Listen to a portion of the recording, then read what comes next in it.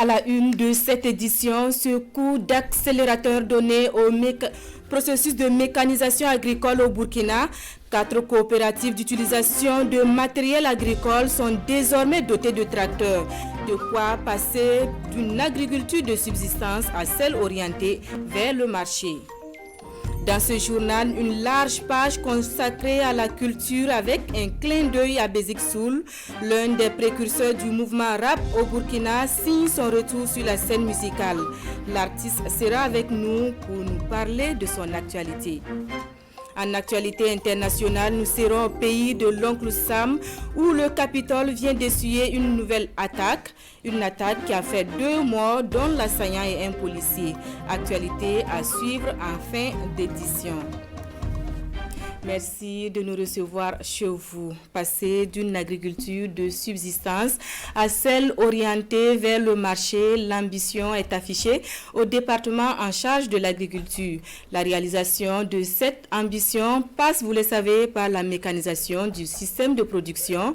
Dans cette optique, des tracteurs viennent d'être remis à des coopératives d'utilisation de matériel agricole. Précision avec Lamine Karantao et Karim Sissi.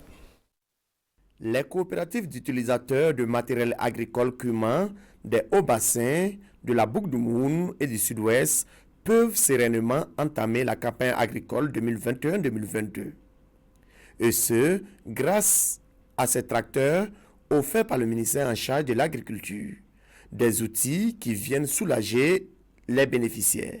Nous sommes contents pour aller cultiver nos champs et gagner beaucoup de mangements. Je pense que les tracteurs vont nous aider de cultiver nos champs. À travers cette remise de tracteurs à ces cumins, le ministère en charge de l'agriculture veut accélérer le processus de mécanisation de l'agriculture burkinabé. Une politique qui, à terme, doit permettre à chaque coopérative d'utilisateurs de matériel agricole de disposer de tracteurs à des coûts subventionnés. Notre objectif est de faire en sorte que dans chaque commune, on ait une coopérative d'utilisation de matériel agricole et leur dotant d'un tracteur, ce qui est très très urgent. Et cela va se faire vraiment avec l'appui des différentes communes, l'appui avec la Chambre nationale d'agriculture, avec la CPF, avec l'Union producteur de coton, pour qu'ensemble nous puissions voir une mécanisation qui va être productive, qui va nous permettre de transformer structurellement notre agriculture. Le ministre en charge de l'agriculture s'est rendu après cette cérémonie de remise de tracteurs à l'atelier Ouest Mécanisation, une structure spécialisée dans la fabrication et la réparation de matériel agricole. Là, le visiteur du jour a pu toucher du doigt la réalité de la fabrication des outils agricoles. Le programme d'investissement forestier, lui, déroule depuis 2018 ses activités dans 32 communes du pays avec plusieurs réalisations à son actif. Sur un financement de plus de 4 milliards de francs CFA, plus du milliard reste à décaisser au plus tard le 30 juin prochain. Comment y arriver? La question est au centre d'une rencontre de concertation. Césaire Carrefour et Estelle Judith Assogba. C'est une rencontre voulue par le ministre de l'Environnement, de l'Économie verte et du Changement climatique avec les maires des communes d'intervention du programme d'investissement forestier. Une rencontre d'un enjeu capital où de grandes décisions doivent être prises pour le décaissement du montant restant alloué à la mise en œuvre du programme. Dans le cadre donc de renforcer la résilience des populations face au changement climatique, et au vu de la dégradation donc, du tissu forestier au niveau national, le gouvernement burkinabé a monté un très grand programme qui permet donc d'accompagner les communes pour la préservation donc, des forêts au niveau des communes et également des espaces boisés. Ce programme a fait beaucoup donc, pour les communes et pour les populations, mais également a fait l'objet d'une prorogation une première fois et même également d'une deuxième prorogation. Et cette prorogation-là va à son terme 30 juin 2021. Ça veut dire que dans 3 mois. Alors, donc nous sommes obligés de faire cette rencontre interpellative qui permet donc à tous les acteurs de se rendre compte que sur les 4 milliards et quelques donc, qui constituent le projet, nous avons un reliquat de 1 milliard environ 500 millions qui restent à dépenser dans les 3 mois. Donc nous sommes obligés d'interpeller donc les communes et les structures, la coordination, l'ensemble donc des intervenants, pour que d'ici les 3 mois, nous puissions accélérer l'ensemble des activités et permettre donc aux communes d'absorber donc non seulement les 1 milliard 500 millions de francs CFA environ, mais également de respecter les procédures pour que nous ne perdions pas donc ce financement. Ce programme avait été lancé le 31 juillet 2018 à Dédougou et financé à hauteur de plus de 4 milliards de francs CFA par la Banque africaine de développement et la Banque mondiale. 32 communes du Burkina Faso sont bénéficiaires de ce programme. C'est une satisfaction générale qui se dégage au regard des résultats déjà obtenus sur le terrain. Et le plus gros défi à relever reste à étendre le programme à l'échelle nationale au profit des populations. En concertation également, les acteurs chargés de la gestion des ressources humaines dans les collectivités territoriales, ils se sont retranchés à Zignargué pour se pencher sur la gestion des carrières des agents des collectivités. Konsoun Koulibaly et Estelle Judith Assogba de retour de Zignaré. Nous sommes à la mairie de Zignaré et ce sont des agents en plein exercice de leurs tâches quotidiennes que nous avons trouvés sur les lieux. Et pendant ce temps, non loin de là, dans cette salle, on réfléchit sur la gestion de leur carrière. Un clin d'œil est fait aussi à la situation administrative des autres agents des collectivités territoriales. Et ce sont les agents chargés de la gestion des ressources humaines des collectivités territoriales venus de plusieurs régions du pays qui se concertent ici à Zignaré sur la question.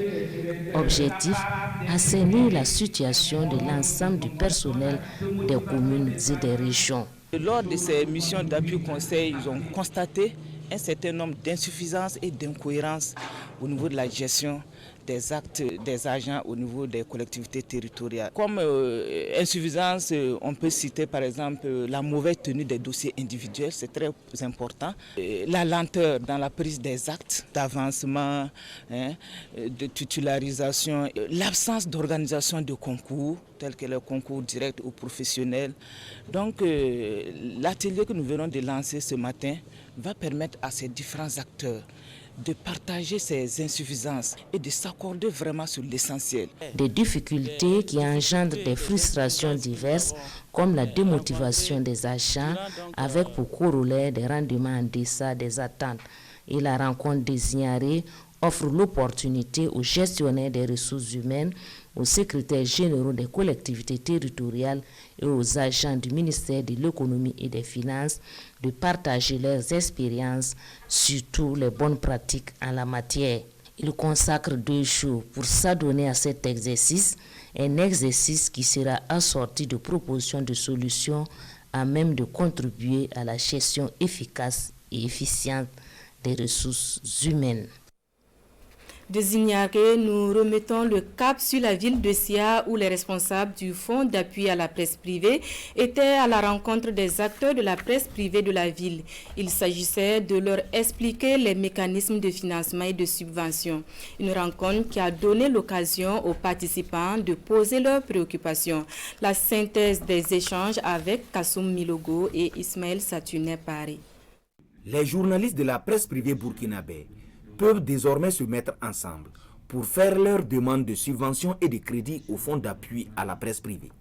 C'est entre autres les changements apportés dans les conditions d'octroi de la subvention à la presse privée.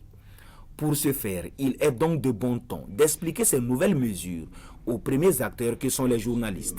Et cette rencontre de Bobo Dioulasso est un cadre d'échange avec la presse privée bobolaise sur le sujet. C'est de pouvoir, premièrement, expliquer les innovations qui sont intervenues au niveau de la subvention et, secondement, présenter le mécanisme de financement qui semble ne pas être très compris par les acteurs. Question de pouvoir échanger et recueillir leurs préoccupations pour pouvoir mettre en œuvre des actions qui permettront aux acteurs de pouvoir bénéficier du financement du fonds d'appui à la presse privée. C'est une rencontre bien accueillie par les journalistes bobolais qui ne manquent pas l'occasion de poser leurs doléances. Nous avons estimé que du fait que nous sommes des journaux ou des organes de presse décentralisés, qu'au moins on considère cette situation qui font que nous ne bénéficions pas des mêmes avantages sur le même plan que ceux de Ouagadougou. Et c'est pourquoi nous avons à plusieurs reprises dit qu'il faut que le fonds, dans son volet subvention, prenne en compte les spécificités des entreprises de presse des régions. Sur le plan de crédit, nous avons aussi émis des réserves. Nous saluons à sa juste valeur cette rencontre et qui, je l'espère, va vraiment produire les résultats que nous voulons pour qu'effectivement les entreprises de presse dans les régions, sur l'ensemble du territoire, soient véritablement viables. De cette rencontre, le Fonds d'appui à la presse privée attend des recommandations afin de trouver un mécanisme efficace pour un financement adapté. Après Bobo Dioulasso, l'équipe mettra le cap sur Tenkodogo et Ouagadougou pour le même exercice. Retour dans ce journal sur la commémoration de la Journée mondiale de l'autisme à l'association SACMAM. Des échanges avec les parents d'enfants autistes était le point d'orgue de la commémoration qui s'est faite hier. Bernard Kombelem et Boukari Ouedraogo. Malik, autiste, en classe de 5e, vêtu de bleu pour respecter l'esprit de la couleur retenue pour la Journée mondiale de sensibilisation à l'autisme. Même constat chez les autres enfants autistes accompagnés des parents qui militent au quotidien pour une meilleure acceptation de leurs enfants. Une bataille difficile car le regard pesant de la société n'est pas fait pour arranger les choses. Le regard des gens, on vous voit avec un grand garçon qui a des comportements bizarres, ça vous regarde, ça vous demande si vous avez bien éduqué votre enfant et ça ne vous le demande pas directement, ça vous jette des regards. Durant ces moments de partage de bonnes pratiques pour une prise en charge efficace des enfants, des témoignages se sont succédés et la principale difficulté, l'accès à des structures éducatives spécialisées. J'ai moi-même un enfant de 10 ans, mais qui continue d'aller à la maternelle avec les enfants de 3 à 5 ans.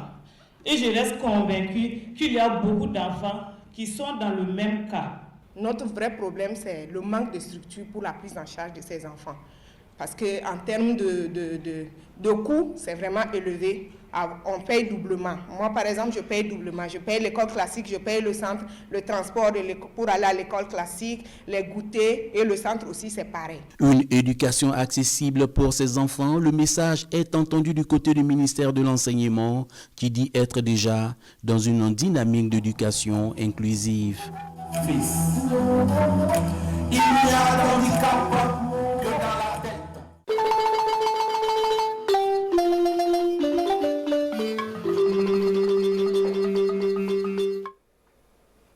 Et voici ouverte la page consacrée à la culture dans ce journal et je reçois pour vous l'artiste musicien Basic Soul. Bonjour.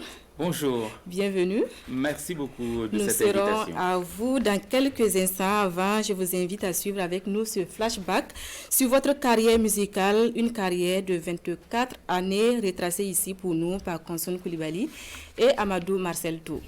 Je m'étais couché tôt la veille, mais on dirait pas. Parce décidément, hey, je me sentais à plat. La porte a claqué. 24 ans de carrière à son actif, il est l'un des pionniers du mouvement rap hip-hop burkinabé. Je fais partie évidemment de ceux qui ont mis en place le mouvement hip-hop au Burkina Faso. Je fais partie des précurseurs parce que j'ai été le tout premier à mettre sur le marché un album de musique du style rap musique.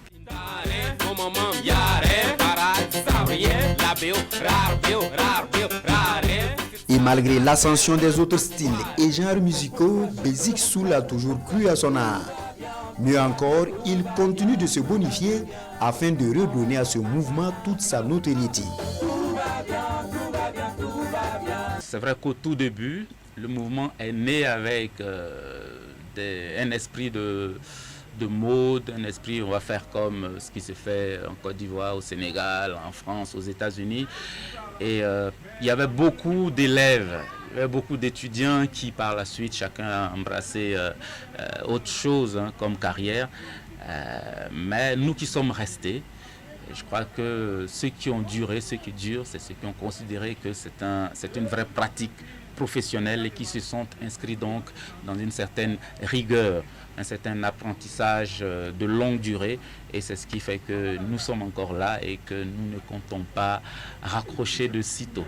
De par son expérience dans le milieu, il est aujourd'hui un modèle pour bon nombre de rappeurs qui voient d'ailleurs en lui une référence. Je me vois comme quelqu'un qui a apporté sa pierre à l'édification de cette infrastructure hip-hop, rap au Burkina Faso. Et avec le nouvel essor qu'on connaît aujourd'hui, je crois que je suis tout à fait satisfait et je crois que ma place, c'est d'être aux côtés des plus jeunes.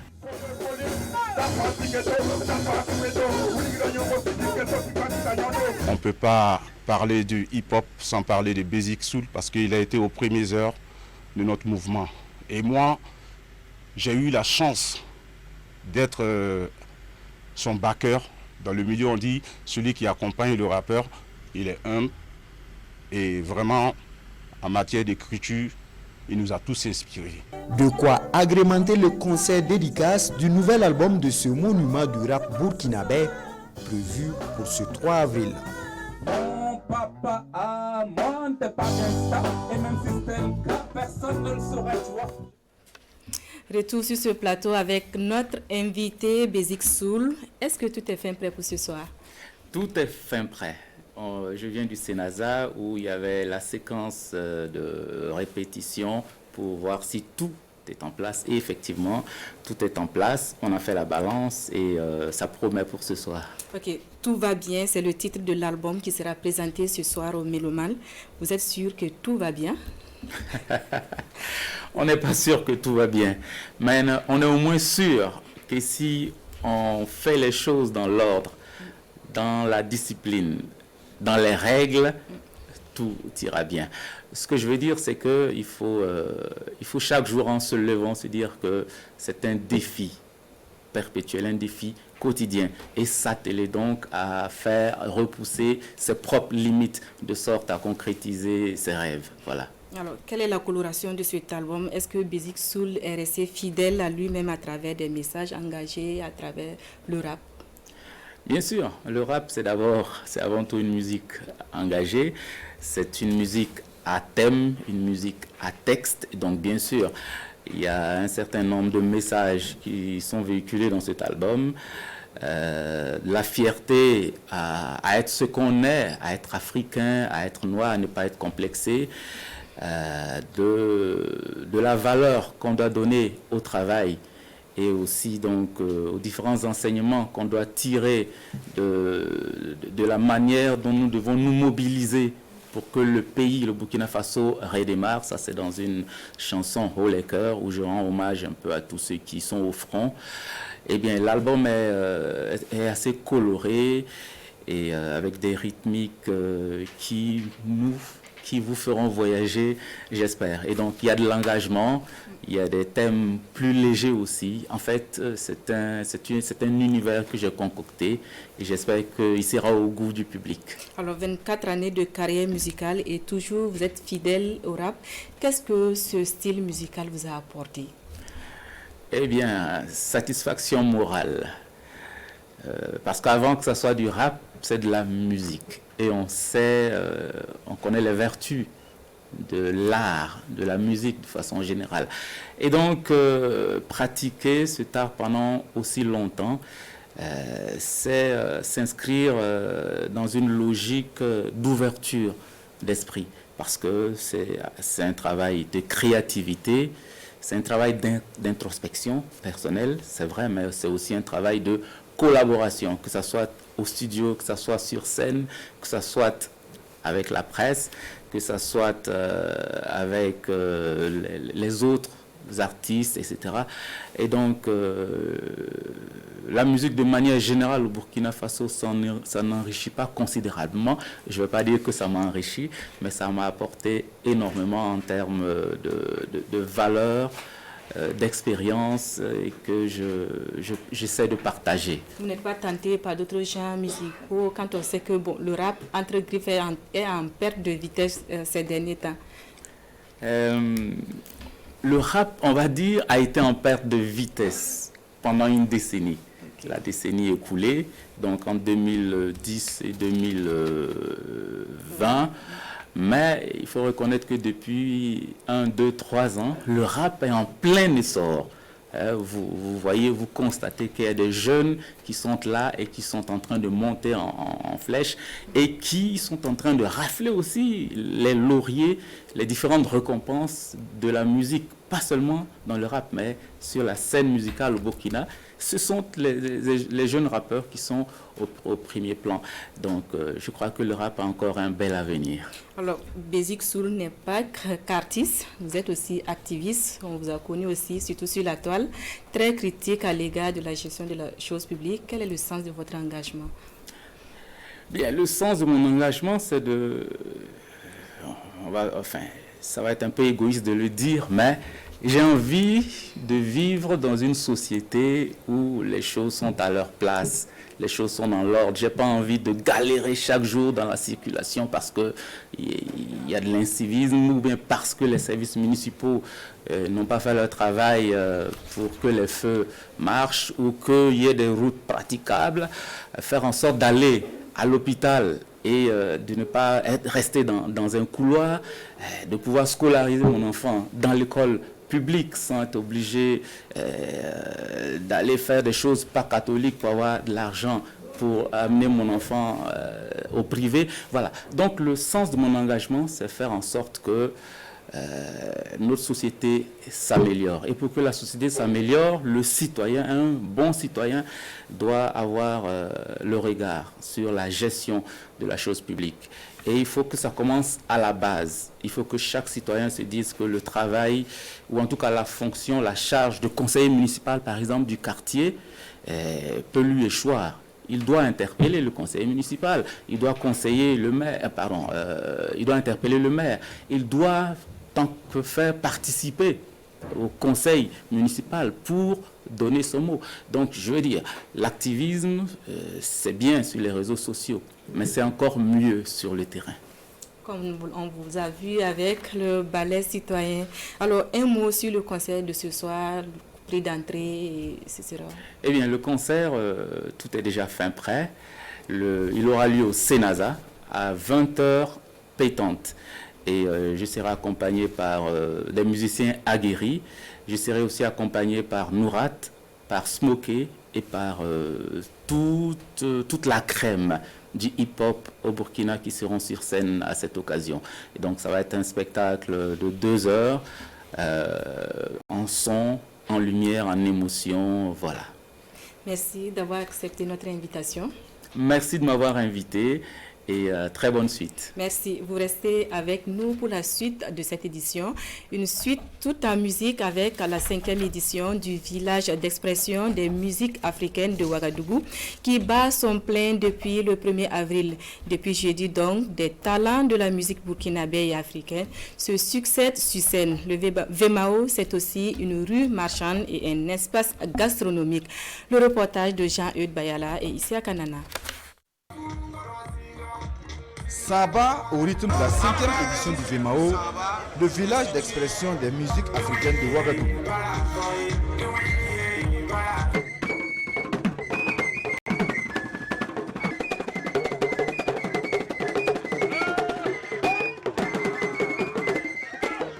À l'image de cette troupe traditionnelle Gouroussi, 4 jours durant, de nombreux artistes burkinabés et africains vont se produire sur cette même scène au grand plaisir des festivaliers. Ce Vemao 5, la particularité, c'est les formations Mr. B2B, les prestations live et les artistes qui viendront d'ailleurs du Cameroun, de partout, plus en tout cas nos artistes burkinabés sur ce même plateau de jeudi jusqu'à dimanche soir.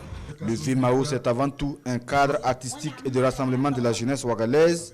Et cette 5e édition se veut celle de l'expression de la résilience des populations face à la pandémie du Covid-19. Tenir cette édition dans un contexte sanitaire délétère, c'est fait preuve de résilience. Et ici, le Vemao met à dure épreuve les outils de l'art face à la résilience. C'est ce message que nous sommes ce message de félicitations, d'encouragement, afin que ce festival-là puisse perdurer et répondre à l'attente de ces nombreux acteurs de la filière musique. C'est un cadre d'échange, de rencontre et de toute forme d'expression entre les populations, entre les jeunes, la jeunesse. Ce festival qui vient ajouter un plus dans ce que la commune de Samba avait déjà, c'est une activité que nous saluons à juste titre. Le Vemao 5, c'est aussi et surtout sa rue marchande et son espace gastronomique pour le bonheur des Ouagavillois et ce jusqu'au dimanche prochain. Une autre activité culturelle prévue, elle, demain, le Gogori Acte 1. À l'affiche, les humoristes burkinabés et ivoiriens comme la Jaguar, Décoté et Willy Jumbo. L'avant-goût dans ce reportage de Konsoun Koulibaly et Sébastien Zongo.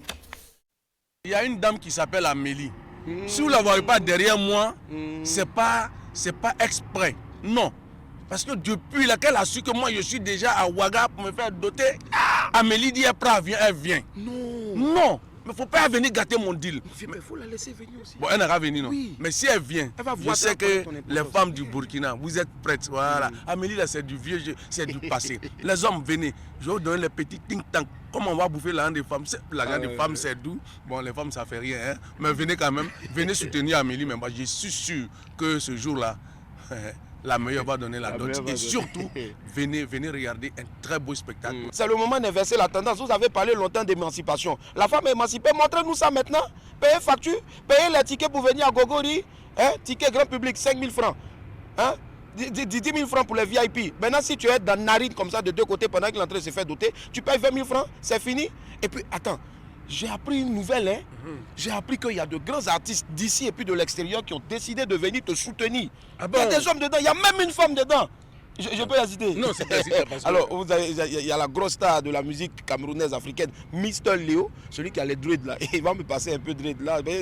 Cela tape trop ma tête. Et en plus de lui, il y a Ahmed Smani, il y a Kakora, la jolie go là. Elle a décidé de rentrer dans ton mouvement. Son papa a l'argent. Il va tuer. Et puis, il y a Joe le Rapide.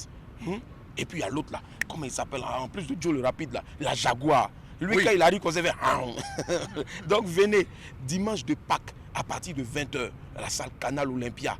Hé, Ouara 2000, c'est gâté. Cap sur Fada qui renoue avec le festival d'Ilemboud au Goulmou après 4 années d'interruption.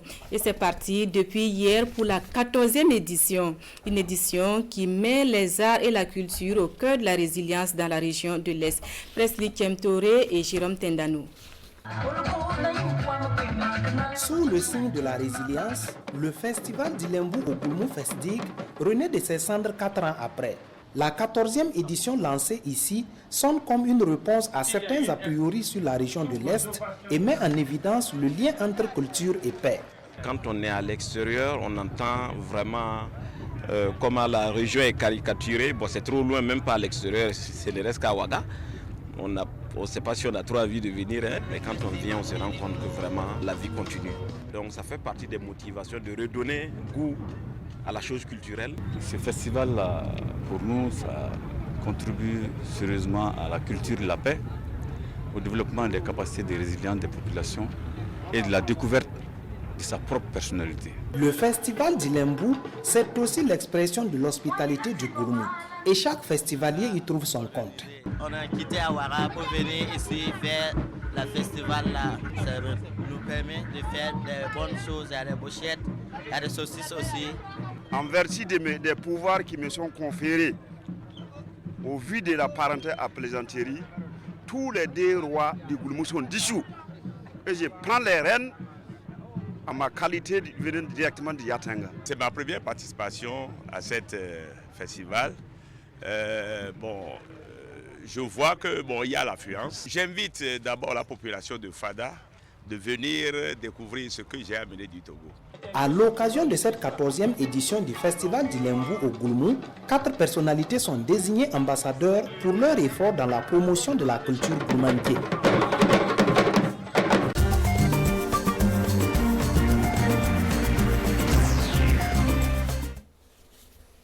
En En sport, il faut désormais compter avec la boxe arabe au Burkina. Arrivée il y a à peine un an, cette variante du noble art compte déjà des adeptes et surtout des pratiquants, des athlètes qui caressent l'espoir de tutoyer les sommets au championnat du monde prévu en Russie. Et ils se donnent les moyens à travers un entraînement intensif. Urbain Benito Sommet et Jérôme Tiendribego leur ont rendu visite.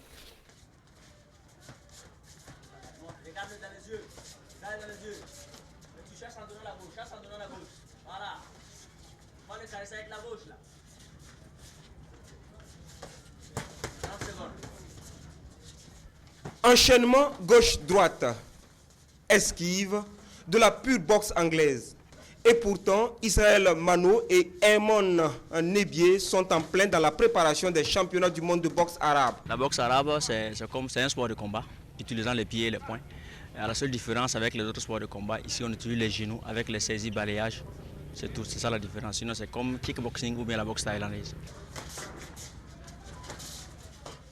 Faute de spécialistes en boxe arabe, c'est Christian Ba Maurice Rapademnaba qui est appelé à la rescousse pour servir de sparring partners aux compétiteurs.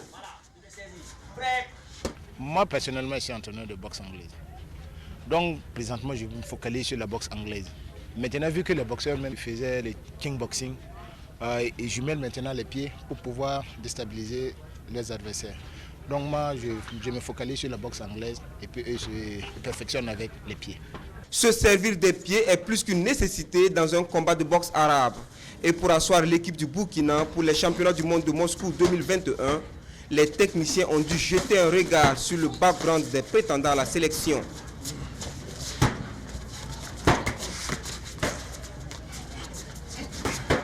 Depuis février qu'on a commencé la préparation, on a pu sélectionner deux grands athlètes, il s'agit d'Israël Mano et de Nebier Herman.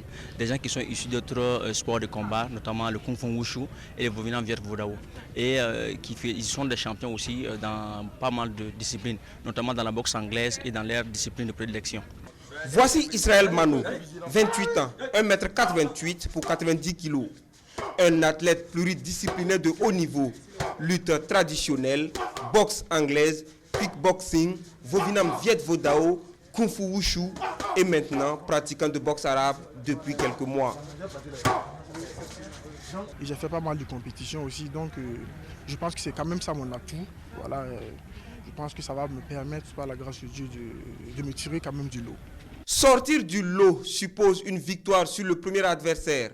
Dans la catégorie des lourds, l'étalon Israël Mano devra se défaire du lion Salami Ibrahim le 27 avril. Lui, c'est Herman Nebier, 26 ans, 1,70 m, étalon boxeur dans la catégorie welter, moins de 69 kg. Moins dense que Mano, l'on retiendra que Nebier est champion du Burkina en Kung Fu Wushu. Lui non plus n'a pas du vécu dans la boxe arabe, mais se prépare pour signer une première victoire dans la discipline à Moscou contre un scorpion gambien.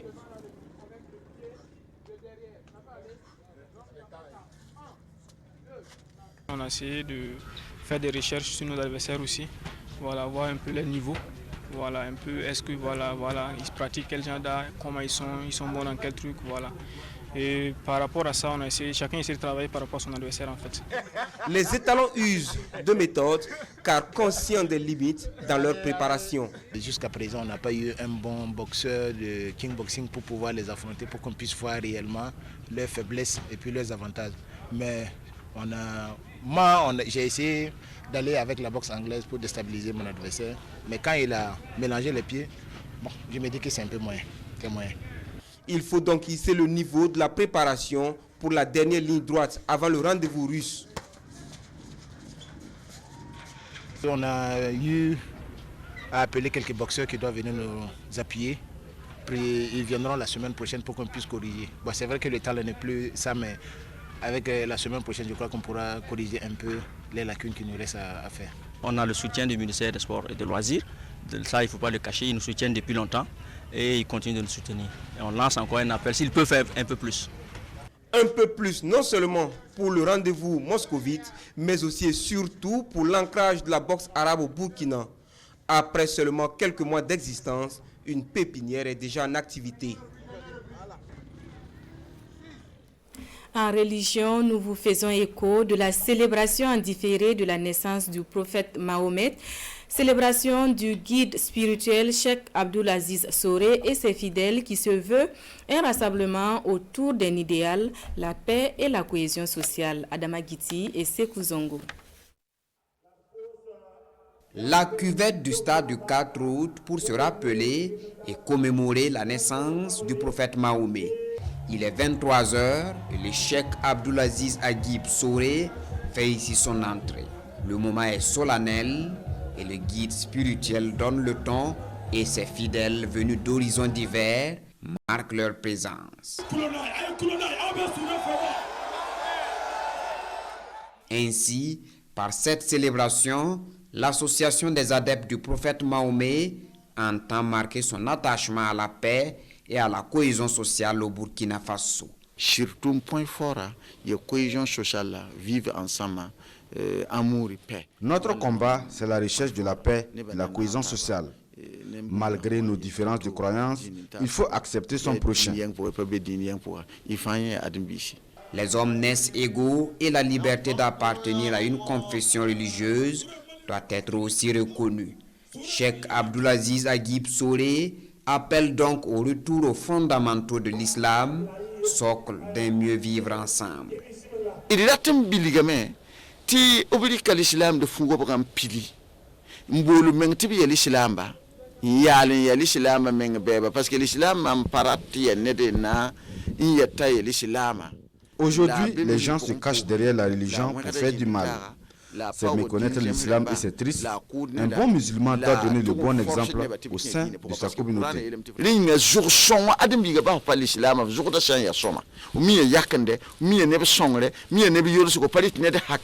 Prêche, invocation et bénédiction sont les moments forts de cette célébration de la naissance du prophète de l'islam. Puis vient ce moment tant attendu par les fidèles, les exorciser avec de l'eau bénite sur place. Hors de chez nous et au pays de l'oncle Sam, le Capitole a essuyé hier une nouvelle attaque, quelques mois après l'assaut qu'il avait visé. Un individu a précipité sa voiture sur les policiers, tuant un agent et blessant un autre. Les drapeaux de la Maison Blanche ont été mis en berne pour rendre hommage aux policiers décédés vendredi à l'hôpital après avoir été percutés par un véhicule près du siège du Congrès à Washington. William Evans travaillait à la police du Capitole depuis 18 ans. L'assaillant a d'abord percuté William Evans et l'un de ses collègues aujourd'hui gravement blessés avant de sortir de son véhicule, couteau à la main. Des agents lui ont alors tiré dessus. L'assaillant serait décédé vers 13h30 selon les forces de l'ordre. Dans un communiqué, Joe Biden s'est dit dévasté par cette nouvelle attaque. Nous savons à quel point les temps sont durs pour le Capitole, pour tous ceux qui y travaillent et ceux qui le protègent, a déploré le président, moins de 3 mois après l'assaut meurtrier du siège du Congrès par des partisans de Donald Trump. Les enquêteurs se penchent désormais sur le profil du suspect, Noah Green, un jeune homme de 25 ans, pour tenter de comprendre les raisons de son acte. Comme l'a indiqué le chef de la police de Washington, Robert Contee, l'attaque ne semble pas liée au terrorisme, même si les investigations se poursuivent. L'enceinte du Capitole avait été placée sous très haute protection depuis l'insurrection du 6 janvier, qui avait entraîné la mort de 5 personnes. Voilà qui met fin à cette édition. Merci de votre fidélité au programme de la télévision du Burkina. Bon week-end à tous et à toutes.